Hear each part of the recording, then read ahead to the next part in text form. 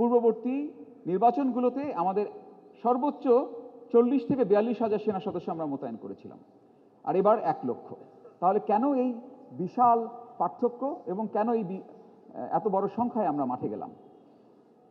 অন্যান্য নির্বাচনের চাইতে এবারের নির্বাচনে আমাদের মোতায়েনের পার্থক্য হচ্ছে, আমি শুরুতে আপনারা খেয়াল করেছেন, আমরা স্বরাষ্ট্র মন্ত্রণালয়ের নির্বাচন পরিপত্রের কথা আপনাদেরকে উল্লেখ করেছি, যেখানে বাংলাদেশ সেনাবাহিনীকে, ইনফ্যাক্ট সশস্ত্র বাহিনীকে ভোট কেন্দ্রের আঙিনা পর্যন্ত যাওয়ার অনুমতি দেওয়া হয়েছে, যেটা পূর্ববর্তী নির্বাচনগুলোতে ছিল না।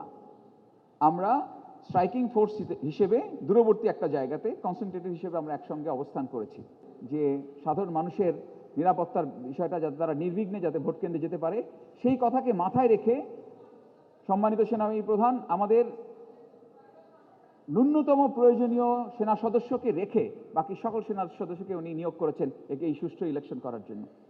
যে কারণে আমরা চেষ্টা করছি আমাদের প্রয়োজনীয় যে যানবাহন, সেই যানবাহন আমাদের অপ্রতুল। আমরা অসামরিক প্রশাসনের কাছে সাহায্য চেয়েছি যাতে তারা আমাদের রিকুইজিশন করে গাড়ি দেয়, সেটাও যখন দিতে পারছে না, আমরা গাড়ি হায়ার করে হলেও যাতে আমাদের এই সেনা সদস্যরা নিয়মিত টহলে থাকতে পারে, এবং তার জন্য তারা প্রস্তুত। আমাদের সেনা সদস্যরা অক্লান্ত পরিশ্রম করছেন।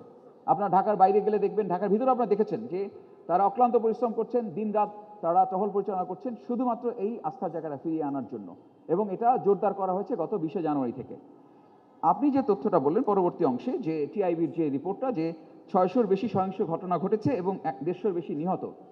যে কোনো সহিংস ঘটনা অনাকাঙ্ক্ষিত, আমরা চাই না কোনো সহিংসতা ঘটুক, বাট ঘটেছে। আমরা চাই না কোনো হতাহতের ঘটনা ঘটুক, বাট ঘটেছে।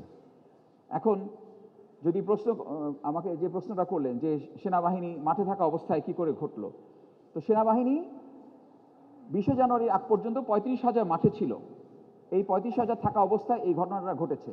যদি আমরা না থাকতাম তাহলে কি এটা বাড়তো না কমতো?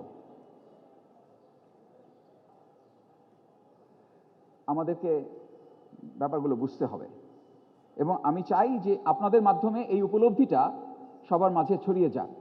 আমরা একটা জনবহুল দেশ, অনেক মানুষের দেশ, এর মাঝে আমরা 1 লক্ষ সেনা সদস্য নিয়োগ করার পরও সেটা সত্যিকার অর্থে অপ্রতুল।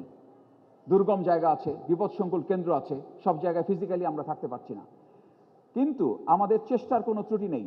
আমাদের সৈনিকেরা কোনো ধরনের তাদের বিশ্রাম নিয়ে তারা চিন্তিত না।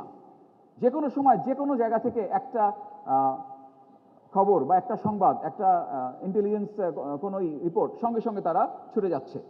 এবং যে কারণে আমি বলেছি যে 20 জানুয়ারির পর থেকে, যখন থেকে 1 লক্ষ সেনা সদস্য মোতায়েন হয়েছে, তারপর থেকে এই ঘটনাগুলো কমে এসেছে।